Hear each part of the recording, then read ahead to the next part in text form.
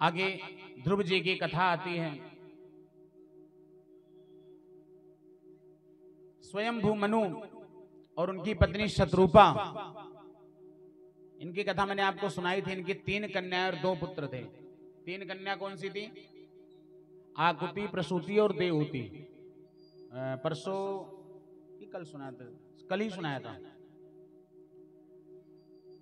आकुति, प्रसूति और देवहूति, ये 3 कन्याएं थी और 2 पुत्र थे, प्रियव्रत और उत्तानपाद। इसी कड़ी में तीनों कन्याओं की कथा तो आपको सुनाई दी थी कल। आकुति का विवाह रुचि प्रजापति के साथ हुआ, प्रसूति का विवाह दक्ष प्रजापति के साथ हुआ और देवहूति का विवाह कर्दम ऋषि के साथ हुआ। तीनों के घर भगवान पधारे थे। और इधर प्रियव्रत और उत्तानपाद 2 पुत्र थे। उत्तानपाद का जब विवाह हुआ सुनीति के साथ, ध्यान से सुनना, उत्तानपाद का विवाह हुआ सुनीति के साथ। उनका नाम ही सुनीति है, जो नीति नियम से काम करती थी, कोई भी कार्य अपने नियम से किया करती थी, इसलिए उनका नाम सुनीति है। बहुत दिन बीत गए, कोई संतान नहीं हुई, तो सुनीति की सलाह से उत्तानपाद ने दूसरा विवाह कर लिया सुरुचि के साथ, सिर्फ पुत्र प्राप्ति के लिए। दूसरा विवाह सुरुचि के साथ किया। और जब विवाह सुरुचि के साथ विवाह हो गया तो भगवान ने ऐसी कृपा करी कि सुरुचि और सुनीति दोनों के एक एक पुत्र हो गया। जो सुरुचि का पुत्र हुआ उसका नाम पड़ा उत्तम, और जो सुनीति का पुत्र हुआ उनका नाम पड़ा ध्रुव।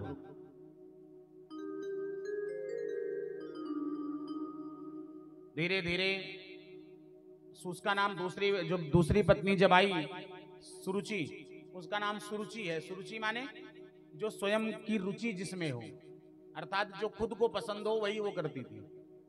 सामने वाले को अच्छा लग रहा है नहीं लग रहा उससे उसको कोई फर्क नहीं पड़ता। जो उसको स्वयं को अच्छा लगता था वही वो करती थी, इसलिए उसका नाम था सुरुचि। अब सुरुचि क्या था कि सुरुचि हमेशा उत्तानपाद के साथ वो रहा करती थी, हर हमेशा। सुनीति जो थी वो बहुत शांत स्वभाव की थी और ये थोड़ी होशियार थी। एक बार सिर्फ 5 वर्ष के नन्हे से ध्रुव जी थे, तो एक बार ध्रुव जी की इच्छा हुई कि मैं अपने पिता की गोद में खेलूं, पिता की गोद में बैठूं। तो जब राजमहल में गए ध्रुव जी,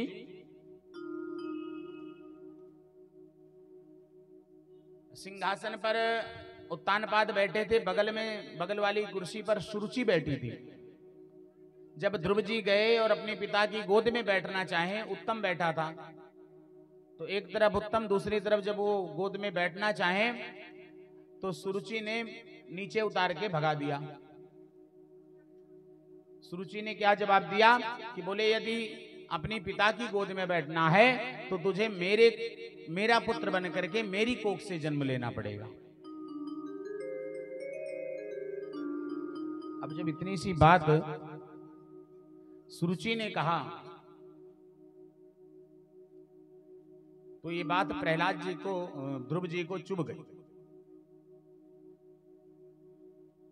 गए अपनी माता से, सुनीति से बोले मैं पिताजी की गोद में बैठने गया था तो सुरुचि माँ ने ऐसा ऐसा बोला है। तो उनकी माता सुनीति वो पुत्र को सांत्वना देने के लिए, शांत करने के लिए उन्होंने कहा बेटा कोई बात नहीं, ऐसे पिता की गोद में बैठने से क्या फायदा, बैठना है तो जगत पिता की गोद में बैठो।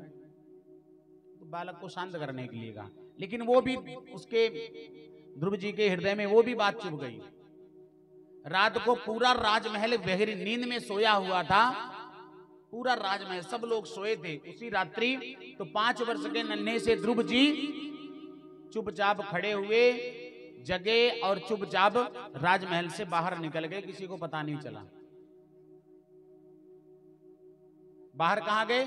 सिर्फ उसी जगत पिता की खोज में। जो उनकी माता ने कहा ना कि बैठना हो तो जगत पिता की गोद में बैठो, तो उन्हीं जगत पिता की खोज में वो निकल पड़े। जाने लगे, घने जंगल की तरफ बढ़ने लगे। ऐसे जंगल में जहां सिंह आदि नरभक्षी जीव बड़े खतरनाक खतरनाक उस जंगल में रहा करते थे। जब उधर जाने लगे तो भगवान, अब देखो भगवान का भक्त है वो, भगवान आदेश दिए नारद जी को, बोले जाओ उसे भी वापस भेजो। नारद जी तत्काल उसी वन में जंगल में ध्रुव जी के पास गए। ध्रुव जी के पास जाकर के ध्रुव से बोले, समझाए, बेटा अभी घर जाओ, अभी तुम्हारी कहां जा रहे हो इस घने जंगल में? नाधूनाम व्यवमानते सम्मानं वापि पुत्र कहा लक्ष्यम यामा कुमारस्य शक्तरस्य श्रीयाशुधा। अभी तुम्हारी कुमार अवस्था है, बाल्य अवस्था है। जब तू कुमार अवस्था में आ जाना तब आना। ध्रुव ने कहा नहीं, मुझे तो जगत पिता चाहिए, कहां मिलेंगे ये बताओ। बोले मैं तुम्हें मिलवाऊंगा जगत पिता से, अभी तुम घर जाओ, यहां तुम्हें शेर खा जाएंगे इस घने जंगल में। नारद जी बहुत समझा रहे हैं ध्रुव जी को, लेकिन उनके ध्रुव जी के भेजे में कोई बात जा ही नहीं रही। बार बार जब वो उन्हें ध्रुव जी ने कहा मुझे इन सिंहों का, इन शेरों का कोई भय नहीं है, राक्षसों का कोई भय नहीं है,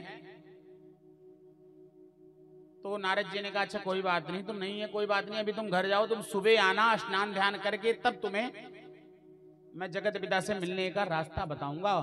बड़ा कठिन रास्ता है बेटा। बोले कोई बात नहीं, मैं सब रास्ते चुन लूंगा, आप बताओ तो सही। बोले कोई बात नहीं, सुबह आना। बार बार कहे, लेकिन ध्रुव जी बात को माने नहीं। ध्रुव जी ने कहा मुझे तो अभी जानना है, मुझे अभी सुनना है, और मैं अभी, मुझे जगत पिता चाहिए, कहां मिलेंगे? जब नारद जी समझा समझा के परेशान हो गए, तो नारद जी जब समझ गए कि अब ये बालक नहीं जाएगा, तो नारद जी ने वहां पर उन्हें 12 अक्षर मंत्र की दीक्षा दी ध्रुव को। कौन सा मंत्र? ओम नमो भगवते वासुदेवाय मंत्रे वानेन देवस्य कुर्यात् त्रिभ्रमयी बुधः सर्पया विविधै हव्यै देशे काले विभावितः। ओम नमो भगवते वासुदेवाय, इस मंत्र की दीक्षा दी। बोले इस मंत्र का बैठ करके जप करो, तुम्हें जगत पिता अवश्य मिल जाएगा। उसी समय गंगा जी में स्नान करके ध्रुव जी, पीत वस्त्र धारण किए हुए ध्रुव जी, और एक वृक्ष के नीचे विराजमान होकर के और एक स्वर में ओम नमो भगवते वासुदेवाय का जप करने लगे। जब करते करते सब कुछ भूल गए। और वास्तव में जब भगवान का एक साधक बैठ जाता है ना किसी वन में, जंगल में, तो वहां पर उपस्थित जो भी सिंह आदि, व्याघ्र आदि जो भी जीव जंतु हैं, वो भी उसके पास आके वापस चले जाते हैं। कोई उनका कुछ नहीं कर सका। बिल्कुल ध्यान भगवान के श्री चरणों में लगा रहा है, और अटल तपस्या की। वो अपने शरीर को भूल गए, भूख प्यास सब समाप्त हो गई। भूख लगी कई दिन तक, लेकिन जब कुछ अन्न जल मुख में जाना ही नहीं है तो वो भी परेशान हो गई। और भूख प्यास आदि सबकी मृत्यु हो गई। भूख प्यास से आज से इंद्रियों पर विजय प्राप्त कर लिया ध्रुव जी ने। ये सब दृश्य जब भगवान श्री हरि ने देखा, तो भगवान नारायण स्वयं चतुर्भुजधारी भगवान श्री नारायण ने ध्रुव जी को दर्शन दिया। बोले नारायण भगवान की।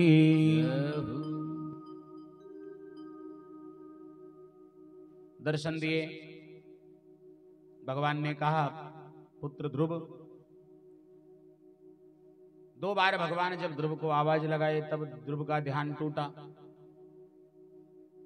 देखिए उस नन्हे से 5 वर्ष के बालक को जब ध्रुव जी का ध्यान टूटा, देखा सामने चतुर्भुजधारी भगवान नारायण बोले क्या आप ही जगत पिता हैं क्या?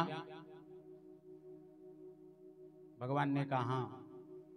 क्या चाहिए बालक तुम्हें? तब ध्रुव जी ने कहा मुझे कुछ नहीं चाहिए, मुझे सिर्फ आपकी गोद में बैठना है। मेरी माँ ने कहा था कि तुम्हें जगत पिता की गोद में बैठना है, तो बस मुझे आपकी गोद चाहिए और मुझे किसी चीज की कोई अभिलाषा नहीं है। भगवान ने कहा सिर्फ तुम मेरी गोद में बैठने के लिए तुमने इतनी घनघोर तपस्या करी?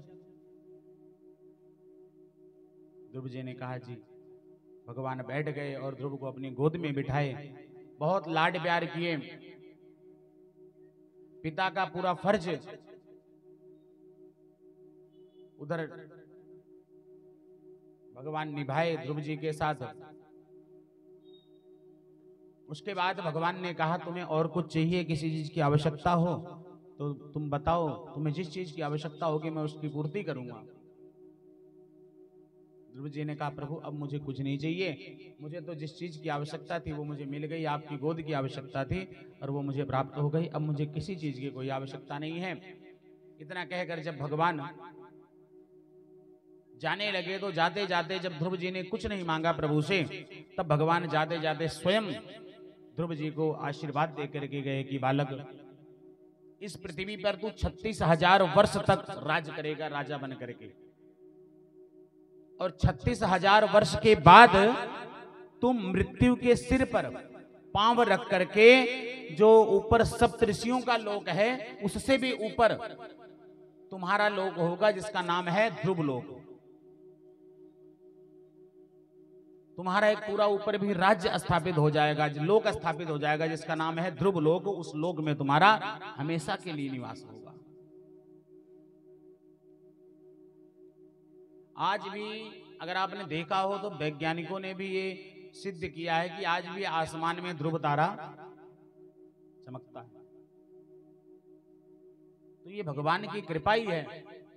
36,000 वर्ष तक भगवान ने ध्रुव को राज्य करने का आशीर्वाद दिया। उसके बाद ध्रुव जी मरे नहीं, मृत्यु के सिर पर पांव रख करके और वो ध्रुव लोक को गए। ऐसी कृपा भगवान ने ध्रुव जी के साथ की।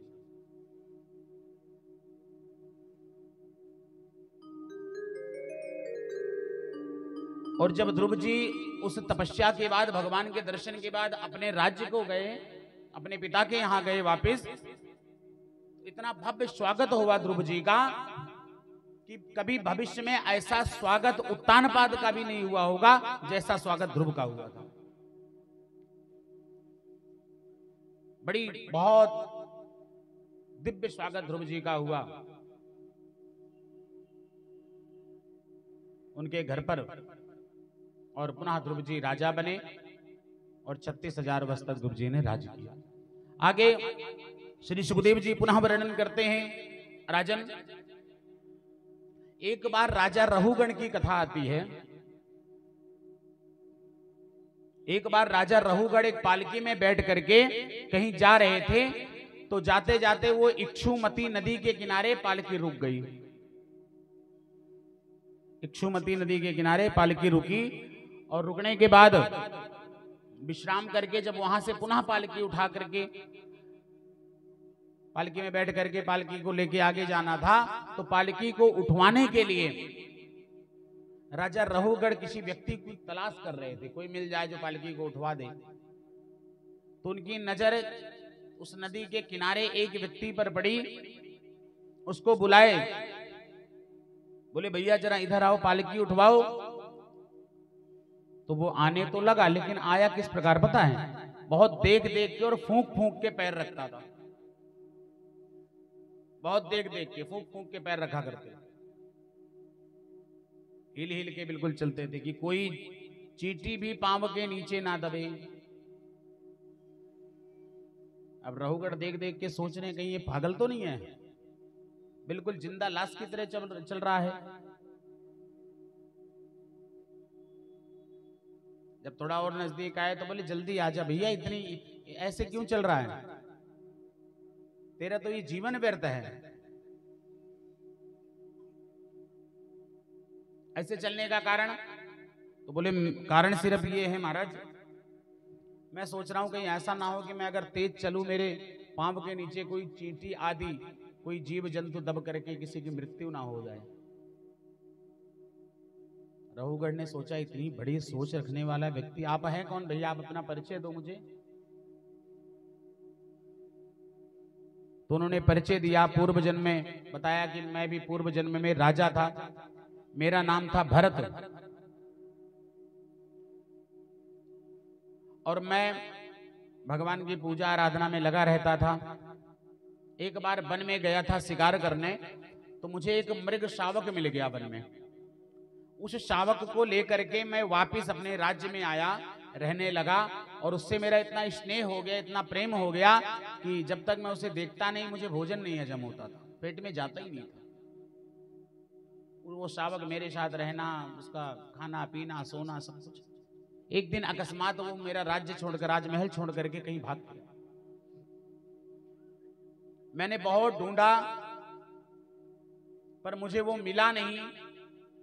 जब नहीं मिला तो उसके वियोग में मैंने अपने देह को त्याग कर दिया, मैंने आत्महत्या कर ली, अपने शरीर को त्याग दिया सिर्फ उस शावक की वियोग में।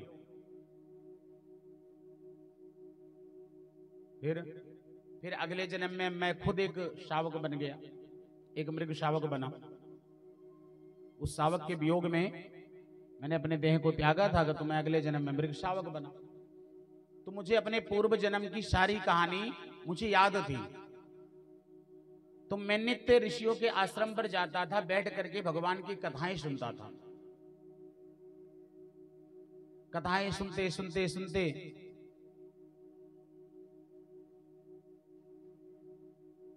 मैंने एक दिन अपनी माता का त्याग कर दिया, क्योंकि मैंने अगले जन्म में मैं शावक जरूर बना था, लेकिन जिस प्रकार से मैंने एक शावक को उसकी मां से अलग किया था, पिछले जन्म में वो शावक को उसकी मां से अलग करके वो ले आया अपने साथ। उसी प्रकार से दूसरे जन्म में जब मैं एक शावक बना तो मैं भी अपनी मां से अलग होकर के मैंने अपने देह का त्याग कर दिया। तो मुझे अपने पूर्व में किए हुए पाप की सजा मिल गई। और उसके बाद मेरा अगला जन्म हुआ, तो अगले जन्म में मैं जड़ भरत बना और जड़ भरत बन करके आज भी ये प्रयास करता हूं कि मेरी वजह से किसी जीव की मृत्यु ना हो, कि उसका पाप मेरे सिर पर लगे। इसलिए आज भी मेरा नित्य प्रयास ये रहता है, इसीलिए मैं देख देख के मार्ग में चल रहा हूं रास्ते। आगे पुनः एक कथा सुखदेव जी वर्णन करते हैं कि राजन, एक कथा और आती है अजामिल की, उसके बाद भगवान के जन्मोत्सव की कथा में चलेंगे। उत्तर प्रदेश में एक जिला है कन्नौज, कानपुर के पास है एक जिला कन्नौज। कन्नौज में एक ब्राह्मण रहा करते थे जिनका नाम था अजामिल। अजामिल का अर्थ क्या है? वैसे तो संस्कृत में अजह माने बकरी होती है, लेकिन वहां अजह नहीं है, अजा है। अज माने माया। अजामिल का अर्थ है जो माया में मिल जाए। पूर्व में अजामिल ने बड़े पुण्य किए, बहुत अच्छे अच्छे कार्य किए, सत्कर्म किए, लेकिन उस दिन मैंने आपको बताया था ना कि संगत से गुड़ होते हैं, संगत ही गुड़ जाए। जैसी संगत वैसा गुड़। तो धीरे धीरे अजामिल की संगत बिगड़ गई, और जब संगत बिगड़ गई तो अजामिल पाप करने लगा। पाप करते करते करते उसका पाप बढ़ता चला गया, बढ़ते बढ़ते जाते जाते एक बार उसका पाप इतना बढ़ गया कि वो वेश्यावृत्ति में बदल गया, वेश्यापन करने लगा।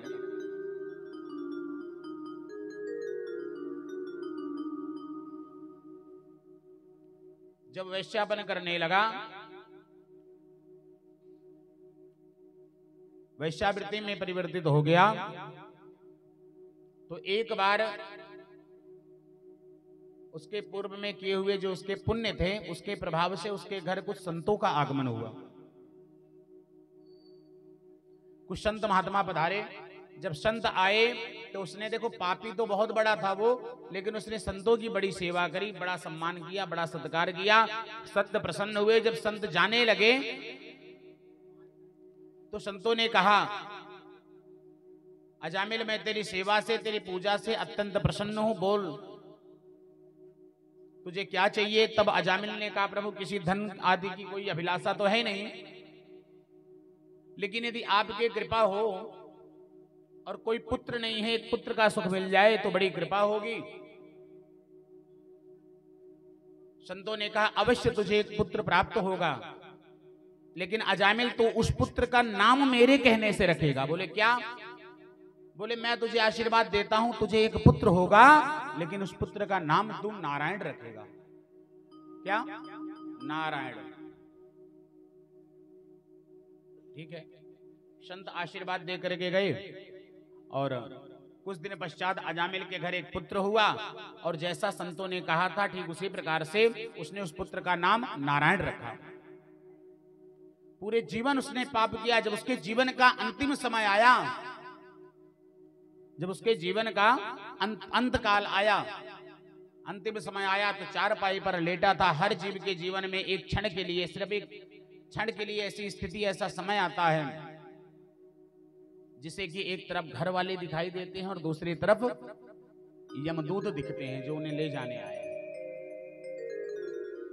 जब वो चारपाई पर लेटा था, शरीर से प्राण निकल ही रहा था कि उसको ऐसा महसूस हुआ कि उसके चारपाई के चारों तरफ बड़े बड़े बाल, काले काले, विशाल काया, बड़े बड़े नाखून, हाथ में मुकदर भाले लेकर के, बड़े बड़े दांत, यमदूत बड़े भयानक स्वरूप से उसके चारपाई के चारों तरफ खड़े हैं, उसको मारने और उसको भक्षण करने के लिए दौड़ रहे हैं। वो भयभीत तो हो गया और डर के मारे बड़े जोर जोर से चिल्लाने लगा, नारायण बचाओ, नारायण बचाओ।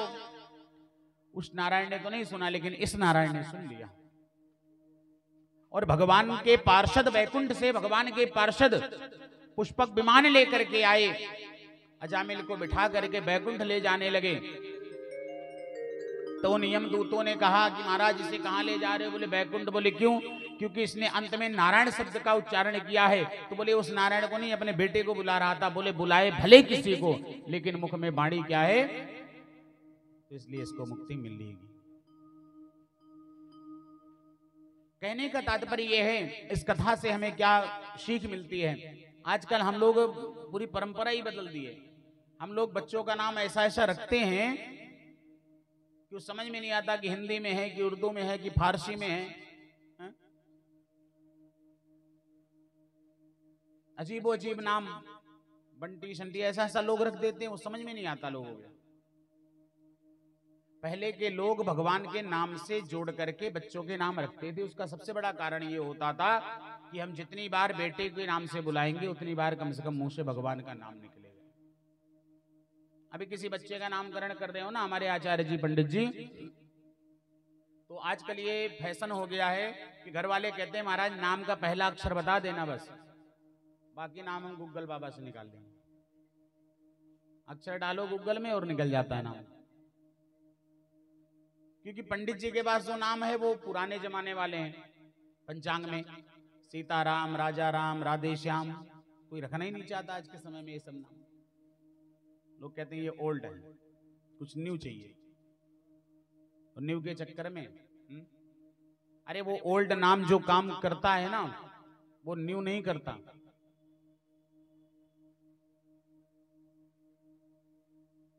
इसका जीता जागता उदाहरण हमारे यहाँ है। हमारे दादाजी आज भी जितनी मेहनत कर लेते हैं ना, उतनी मेहनत हमसे नहीं होती। आजकल के बच्चों से उतनी मेहनत नहीं होती जितनी मेहनत वो माताएं, बुजुर्ग माताएं कर चुकी हैं या कुछ कर रही हैं। आजकल के नए बच्चों से उतनी मेहनत नहीं हो सकती। तो जो पुराने नाम जो लोग नाम रखते थे, कहीं ना कहीं अपने पुत्र का नाम हम भगवान के नाम से जोड़ के रखेंगे ना,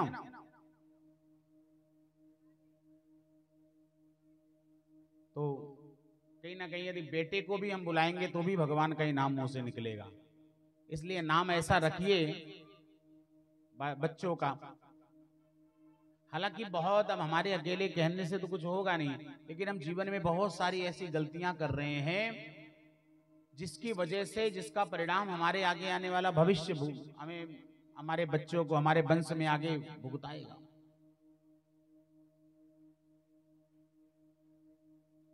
हम लोगों को कोई दुख परेशानी जीवन में आती है तो ही भगवान को याद करते हैं, बाकी समय नहीं याद आते। सही पूछो तो हमें अपना जन्मदिन भी तारीखों के अनुसार मनाने नहीं चाहिए, क्योंकि अंग्रेजी शासकों ने जो हमें ये दे दिया है, हम उसका निर्वहन करते चल रहे हैं। कभी कोई ये नहीं पूछता कि महाराज हमारा पुत्र किस तिथि को हुआ है, लोग तारीख याद रखते हैं, तिथि कोई पूछता ही नहीं। महीने में लोग यही जनवरी फरवरी, माघ फागुन चैत्र बैसाख, ये सब कोई नहीं पूछता।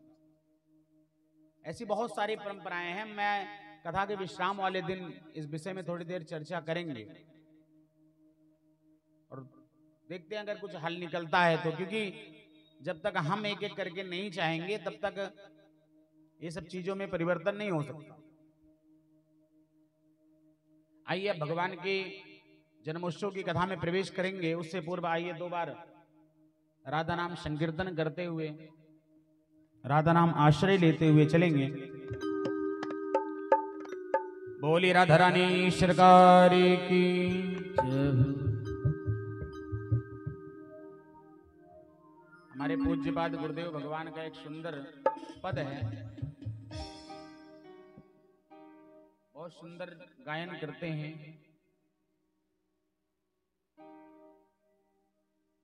कि भगवान की सबसे प्रिय हमारी किशोरी जी राधा रानी हैं, क्योंकि यदि ठाकुर जी की प्राप्ति तभी होती है जब हम राधा नाम उपासी बनते हैं। राधा जी को जागृत करना है, ठाकुर जी तो अपने आप मिल जाते हैं। इसलिए भगवान के सबसे प्रिय राधा रानी है। तो आइए, जब मैं, देखो ध्यान देना, मैंने पहले ही बता रहा हूं आप लोगों को कि जब मैं बोलूंगा राधे राधे, आप लोग क्या बोलेंगे? हरि प्रिय राधे, क्योंकि भगवान की सबसे प्रिय किशोरी जी हैं।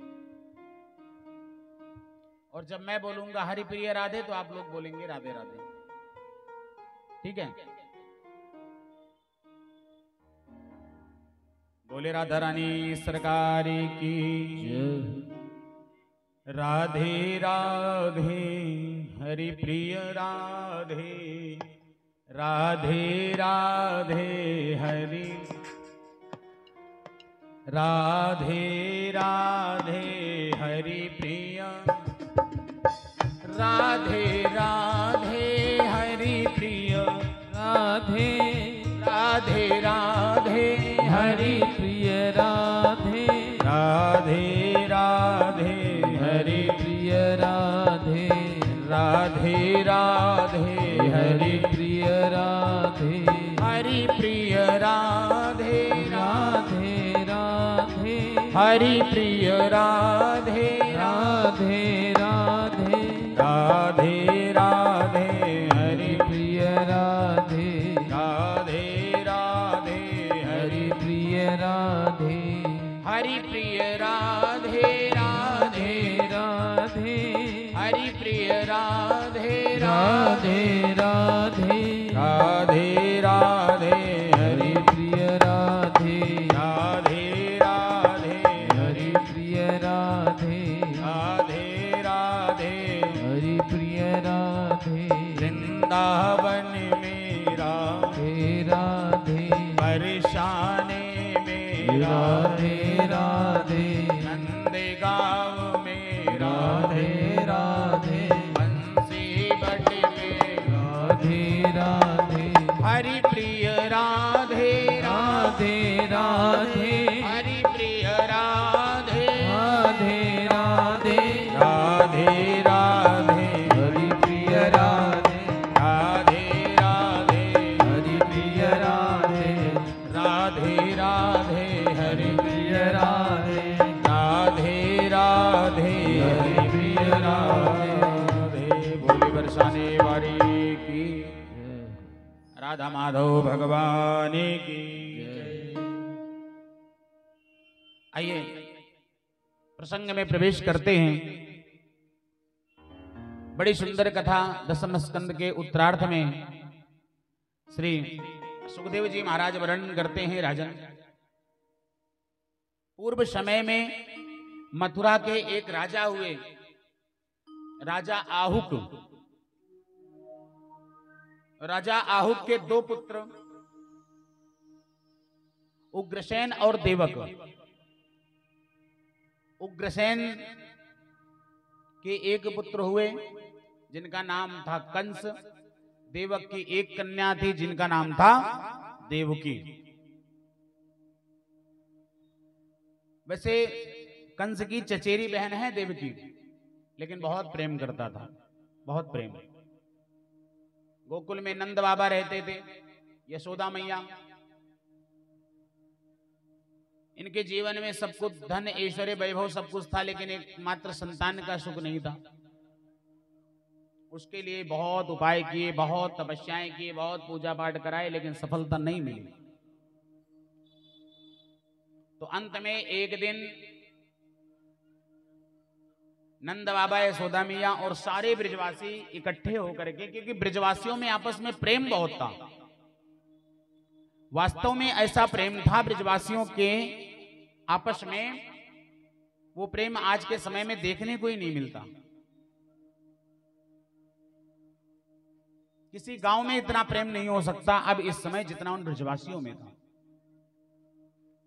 सारे ब्रजवासी एकत्रित होकर के श्री सांडिल्य ऋषि महाराज, सांडिल्य मुनि के पास गए और सांडिल्य जी से निवेदन नंद बाबा ने सिर्फ इतना ही किया कि महाराज, क्या मेरे जीवन में कभी पुत्र का सुख नहीं मिलेगा?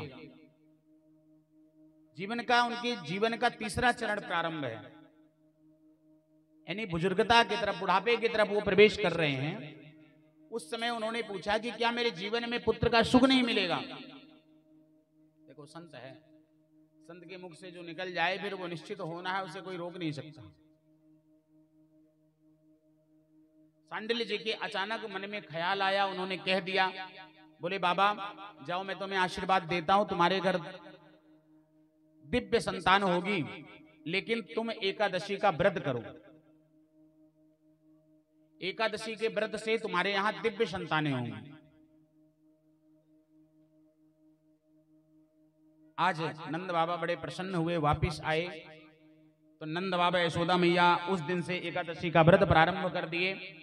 और नंद बाबा यशोदा मैया ही नहीं, सारे ब्रजवासी एकादशी का व्रत करने लगे। अच्छा, यहां पर भी देखो परोपकार कैसी, कि व्रत सारे ब्रजवासी कर रहे हैं, लेकिन मन में भावना ये है कि व्रत हम कर रहे हैं और इस व्रत का फल नंद बाबा को मिले। मतलब व्रत हम कर रहे हैं और पुत्र नंद बाबा को। भगवान से उस व्रत में ये मनोकामनाएं वो ब्रजवासी, ब्रज की गोपियां कर रही हैं कि व्रत हम कर रहे हैं, इस व्रत का फल नंद बाबा को मिले। देखो, ऐसी भी परोपकार का ये भी एक माध्यम है। अच्छा, आजकल भगवान से हम प्रार्थना करते हैं, प्रभु जो पड़ोसी हमारा पूजा कर रहा है ना, उसका भी फल मुझे देना।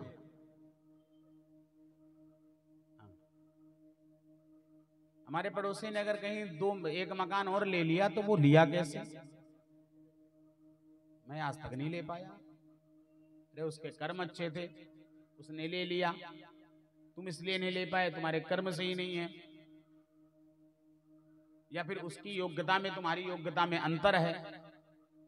अपनी योग्यता पहले, उस योग्य आप स्वयं बनिए। दूसरे की तरक्की को देख के परेशान होने की आवश्यकता नहीं है।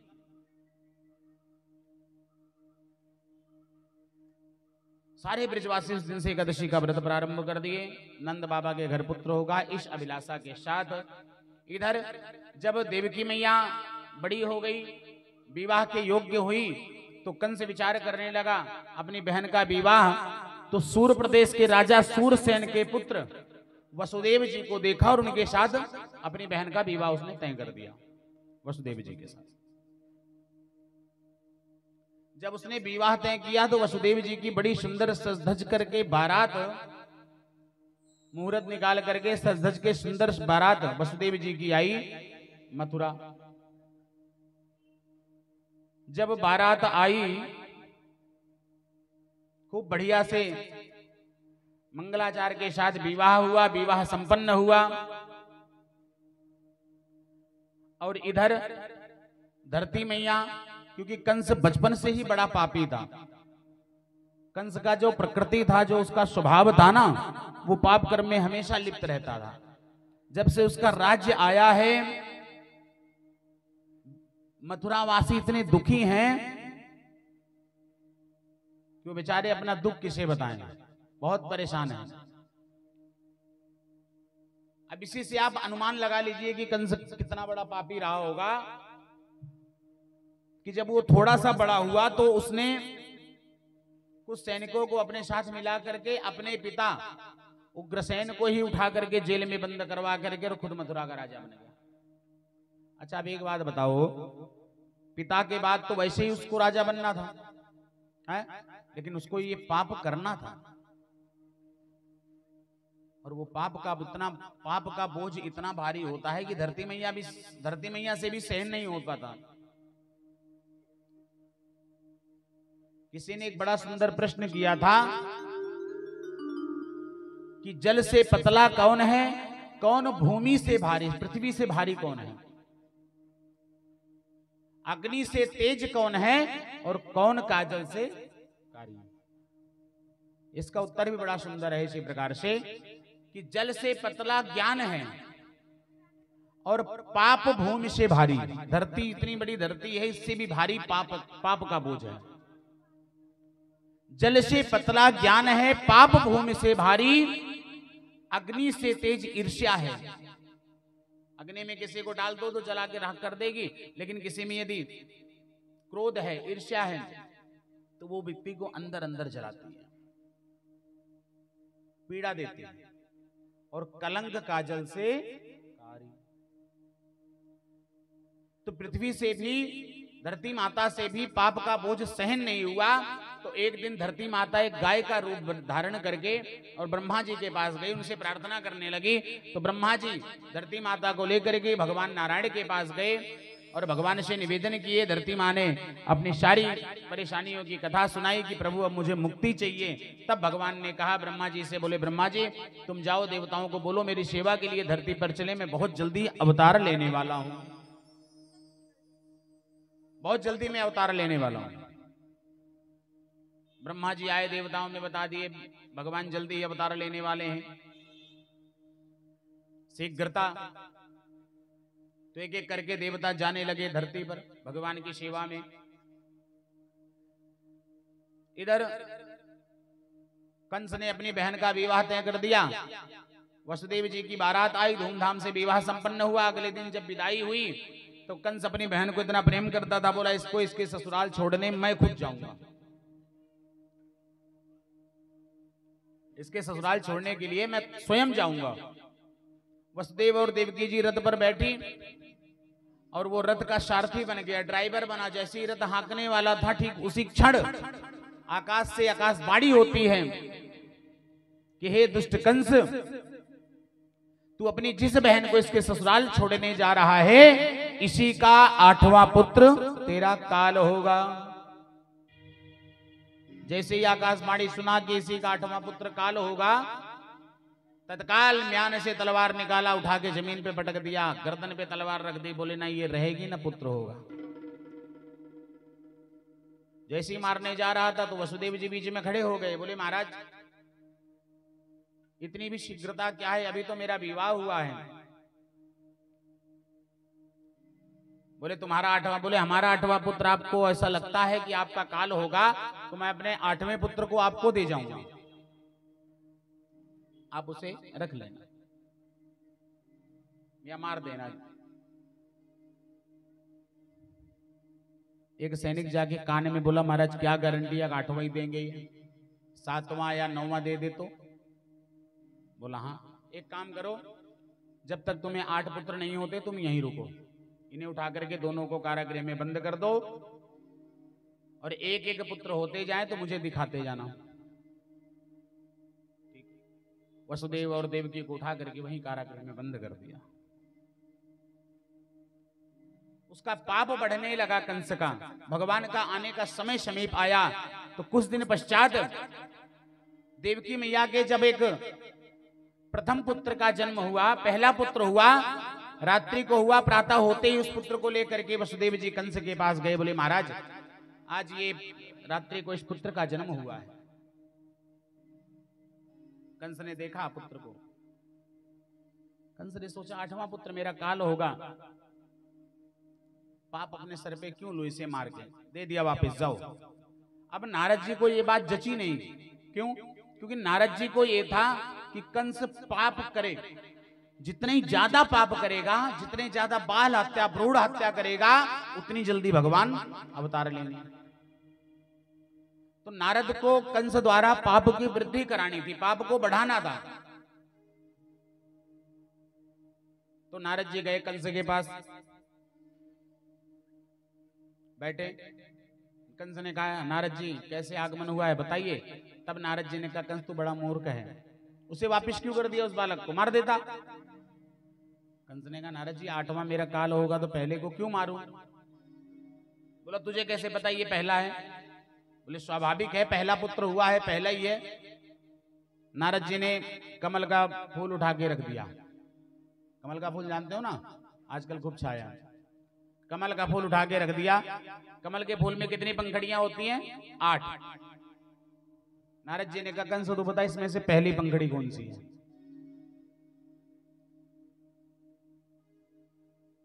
अब वो जिस पे हाथ रखे वही पहली, भाई उसमें कोई क्रमांक तो डला नहीं है, जिस पे हाथ रखे वही पहली, वही आखिरी, वही बीच। कंस भ्रमित हो गया, नारद जी इसको भ्रमित कर दिया। बोले ठीक है, इसी तरह वो कमल नयनधारी भगवान भी हैं, उनकी लीला को तू जानता नहीं है। तू अगर ऊपर से 8वां गिन रहा हो, क्या पता भगवान नीचे से 8वां गिन रहे हो तो यही 8वां निकलेगा। इसलिए छोड़ मत किसी को। कंस ने तुरंत उस बालक को वापिस बुलाया और मृत्यु दंड दे दिया। ऐसे एक एक करके देवकी के 6 पुत्रों को कंस ने मार डाला, 6 पुत्रों का वध किया। अब जब इतनी हत्याएं उसने बाल हत्या कर दी, तब भगवान को आने की और जल्दी हो गई। अब भगवान को अतिशीघ्र आना है तो इतनी, क्योंकि भगवान को आने में विलंब हो रहा था। तो जब देवकी जी के पेट में 7वां गर्भ आया, क्योंकि भगवान को भी जल्दी आना था, विलंब हो रहा था, तो भगवान ने ऐसे कृपा करी कि जिस रात्रि 7वां गर्भ था, तो जिस रात्रि ये प्रचार हुआ कि आज रात्रि को देवकी के पुनः एक पुत्र होगा, 7वां पुत्र होगा, तो उस रात्रि भगवान ने ऐसे कृपा कर दी कि भगवान ने उस गर्भ को ट्रांसफर कर दिया। ऐसा चमत्कार कभी सुना ही नहीं होगा किसी ने।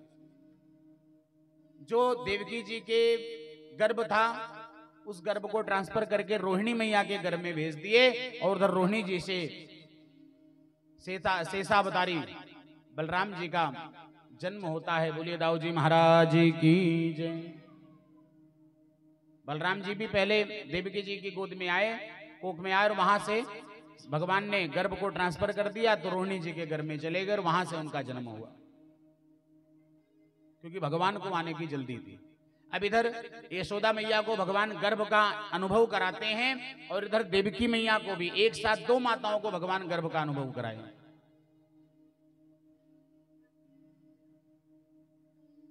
और 9 मास गर्भ के अनुभव के पश्चात इधर जो 7वां गर्भ ट्रांसफर किए, उस रात्रि जब ये हुआ कि हाँ पुत्र होगा, जब अगले दिन सुबह कंस भागा भागा कारागृह में आया, तो वहां ये पता चला कि इनका इस बार 7वां गर्भ ही नष्ट हो गया, गर्भ नष्ट हो गया। फिर जब 8वें गर्भ का अनुभव भगवान कराए, उसके बाद भगवान को, भगवान के आने का समय जब समीप आया, भाद्रपद मास कृष्ण पक्ष की अष्टमी तिथि को, जब चंद्रमा रोहिणी नक्षत्र में प्रवेश करता है, बिल्कुल अर्धरात्रि का समय था, उसी समय सबसे पहले नंद बाबा यशोदा मैया के यहां एक कन्या का जन्म होता है रात्रि में। कन्या कौन थी? आदिशक्ति महामाया। और जब कन्या का जन्म हुआ, चूंकि भगवान भी बिना माया के नहीं चलते, हम आप तो इंसान हैं, आने से पहले माया को भेज दिए और वो माया आकर के पूरे ब्रह्मांड में उन्होंने अपना प्रकोप फैला दिया। सब माया के वशीभूत हो गए, सब रात्रि को गहरी नींद में सो गए। उस रात सिर्फ वसुदेव जी और मां देवकी जग रही थी, बाकी सब सोए हुए थे गहरी नींद में। सब बिल्कुल नींद में मस्त हैं। वसुदेव और देवकी जग रहे थे। ऊपर से हल्की बिल्कुल कम रोशनी में चंद्रमा भगवान के दर्शन कर रहा था, क्योंकि कृष्ण पक्ष की अष्टमी थी ना। और बिल्कुल अर्धरात्रि का समय, उधर कन्या का जन्म हो चुका है नंद बाबा के यहाँ, और इधर वसुदेव और मां देवकी पूर्व दिशा में मुख करके हाथ जोड़ करके खड़ी हैं। उस रात्रि अंधेरी रात में एक दिव्य तेज प्रकट होता है, बहुत दिव्य तेज प्रकाश में एक तेज प्रकट हुआ, और उस तेज के अंदर चतुर्भुजधारी भगवान नारायण प्रकट होते हैं। बोले नारायण भगवान की जय हो। उस तेज में भगवान नारायण का प्राकट्य हुआ। वसुदेव और महादेव के हाथ जोड़कर भगवान के सन्मुख खड़े हैं, और भगवान श्री हरि चतुर्भुजधारी आकार में खड़े होकर के वसुदेव और मां देवकी को आशीर्वाद देते हैं कि मैं तुम्हारी गोद में बालक रूप में खेलूंगा, तुम मुझे तत्काल लेकर के जाना, तुम्हारी सारी व्यवस्थाएं हो जाएंगी, तुम मुझे तत्काल लेकर के जाना। गोकुल में नंद बाबा के यहाँ यशोदा के कमरे में जाना, दरवाजे खुले रहेंगे, और वहां मुझे लिटा देना यशोदा के बगल, और एक कन्या खेल रही है उसे ला करके सुबह कंस को दे देना। आज से 11 वर्ष मेरी प्रतीक्षा करना, और 11 वर्ष बाद में आकर के आपको बंधन से मुक्त करूंगा। भगवान सिर्फ इतना कह करके अंतर ध्यान हो गए, और देवकी मैया की गोद में नन्हे से गोपाल जी खेलने लगे। बोले बाल कृष्ण लाल की जय हो।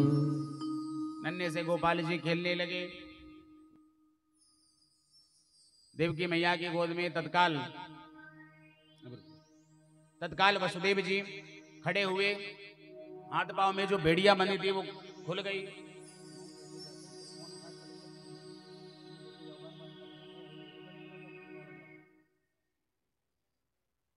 तो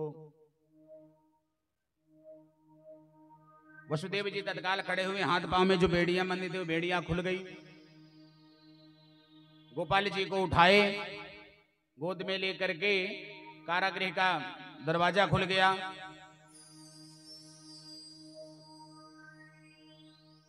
और गोद में लेकर के भगवान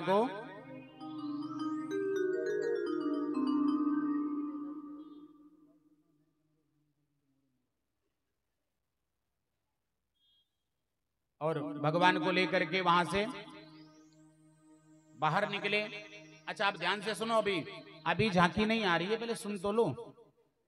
कथा तो प्रसंग को सुन लो, झांकी तो उत्सव में आएगी।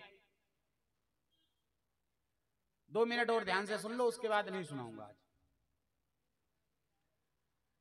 तो जैसी वसुदेव जी ठाकुर जी को लेकर के कारागृह के दरवाजे खुले हैं, बाहर निकले, तो देखो भगवान का स्वागत कौन व्यक्ति इसी चीज से करता है जो उसके पास उपलब्ध होती है। जो चीज हमारे पास होगी हम उसी से भगवान का स्वागत करेंगे। तो पवन देव के पास क्या है? हवा है। बड़ी तेजी हवा बहने लगी, और बहते बहते उसी हवा के माध्यम से पवन के वेग से एक टोकरा आया।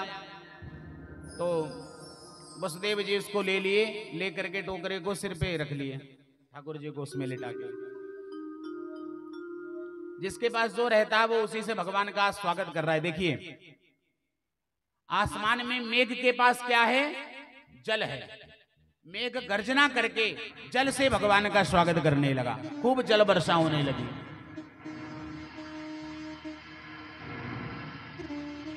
जल वर्षा करके मेघ ने भगवान का स्वागत किया।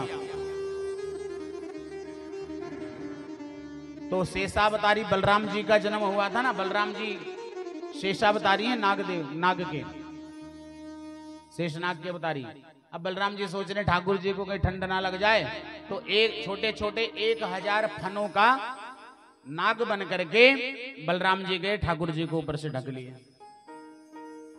ज्यादा बारिश, अगर मेघ ने ज्यादा स्वागत कर दिया बादल ने, तो भगवान को ठंड भी लग सकती है, इसलिए वो ढक दिए। वसुदेव जी चलते जा रहे हैं, जाते जाते जाते आगे यमुना जी पड़ी। यमुना जी भगवान की कौन है जानते हो? कौन है? हाँ, भगवान की पहली पटरानी यमुना जी हैं। अब यमुना जी ने जब देखा कि मेरे प्रियतम आ रहे हैं, एक बार दर्शन हो जाए तो बड़ी कृपा हो जाएगी। वसुदेव जी जैसे यमुना जी में प्रवेश हुए तो यमुना जी का जल स्तर बढ़ने लगा। भगवान के सिर्फ दर्शन के लिए यमुना जी बढ़ने लगी। जल स्तर बढ़ते बढ़ते बढ़ते बढ़ते वसुदेव जी के कंठ तक यमुना जी आ गई। और ठाकुर जी कहाँ हैं? कथा सुन लो ध्यान से। वसुदेव जी के कंठ तक यमुना जी आ गई और ठाकुर जी कहाँ हैं? सिर के ऊपर। अब यमुना मैया सोच रही अगर इससे ऊपर गई तो प्रीतम के दर्शन हो ना हो वो बात की बात है, लेकिन ससुर जी के पहले हो जाएंगे, इसलिए उनकी हिम्मत नहीं पड़ रही उससे ऊपर जाने की। भगवान समझ गए, ठाकुर जी उसी टोकरे में बैठे बैठे चरण अपने लिटाए, नीचे की तरफ गिराए और यमुना मैया चरण स्पर्श करके घट गई।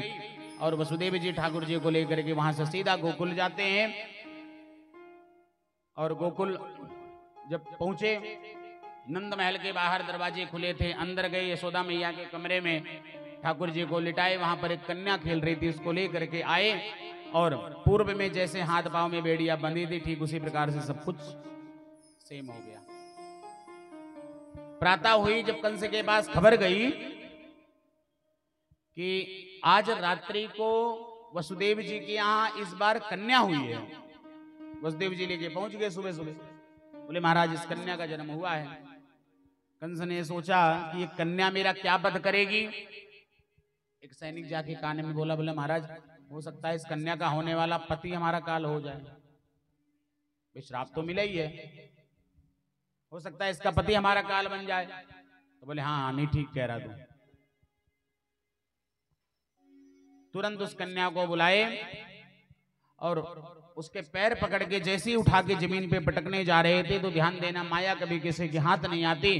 कंस को एक लात मार के आकाश में गई और आकाश से आकाशवाणी करती है कि हे दुष्ट कंस, तेरा काल तो कहीं जन्म ले चुका है। इतना कह करके जब वो जाने लगी तो कंस ने कहा देवी जी सुनो, क्या देवी देवता भी झूठ बोलते हैं क्या? मैंने पहली बार सुना है। क्यों? पहले आकाशवाणी हुई थी कि देवकी का 8वां पुत्र मेरा काल होगा, अब आप आकाशवाणी कह के जा रही हो कि मेरा काल कहीं जन्म ले चुका है। ये तुम्हारी लीला हमारे समझ नहीं आती। वहां से तत्काल वो देवी जी जाकर के और वहां से सीधा जाकर के विंध्याचल में निवास करने लगी। बोले विंध्यवासिनी मैया की। कभी आप लोग गए हो पूर्वांचल में तो विंध्याचल एक सुंदर स्थान है मां का, वहीं पर वो आदिशक्ति जाकर के विराजमान हुई थी। और यहाँ कंस परेशान होने लगा और इधर गोकुल में आइए चलते हैं महोत्सव की तरफ। गोकुल में क्या हुआ कि उस जिस रात्रि को यशोदा मैया को बालक होना था, उसी रात्रि सवेरे सबसे पहले नंद बाबा की आंख खुल गई। तो नंद बाबा दौड़े दौड़े दौड़े गौशाले में गए, गौ माता की खूब सेवा करे, चारा उरा डालने लगे, पैर वैर छू के खूब प्रणाम किए और माला लेकर के राम राम राम राम जपने लगे बैठ के। दूसरे नंबर पे घर में आंख किसकी खुली? नंद बाबा की बहन थी सुनंदा, उसकी आंख खुली। जब सुनंदा की आंख खुली, सुनंदा ने कहा आज रात्रि को कुछ होना था। दौड़ी दौड़ी गई यशोदा मैया के कमरे में, खिड़की से झांकी तो यशोदा के बगल एक नन्हा सा गोपाल लेटा था, हाथ पांव पटक रहा था, खेल रहा था। सुनंदा बड़ी खुश हुई। अब सुनंदा वहां पे सबसे पहले अपने भैया को ढूंढने लगी, नंद बाबा को। ढूंढते ढूंढते ढूंढते बाहर गई, गौशाले की तरफ गई तो गौशाले के मेन दरवाजे पर जपमाली हाथ में डाल के माला राम राम राम राम राम राम जप रहे थे। राम राम जप रहे थे। सुनंदा पहुंची, भैया कुछ सूचना मिली? नंद बाबा ने कहा नहीं, अभी तक तो मेरे पास कोई सूचना नहीं है, तू बता तेरे पास कुछ है? सुनंदा ने कहा भैया अगर बताऊंगी तो क्या दोगे? तो कमर में धोती पहनते हैं ना नंद बाबा, तो कमर में उन्होंने तिजोरी की चाबी बांध रखी थी, धोती में फंसी थी, तो निकाले, बोले जो तुझे चाहिए ले लियो, बता दो बता दो दे। तो सुनंदा गौशाले के मुख्य द्वार पर नृत्य करती हुई, नाचती हुई, झूमती हुई कहती है भैया तेरे घर लाला भयो है, बोलिए नंद के लाला की। नंद बाबा बड़े जोर में महोत्सव में झूमने लगे, नाचने लगे, गाने लगे, खूब गौ सेवा करने लगे। बोलिए नंद के लाला की। आइए हमारे बीच में ठाकुर जी के सुंदर स्वरूप का आगमन हो रहा है।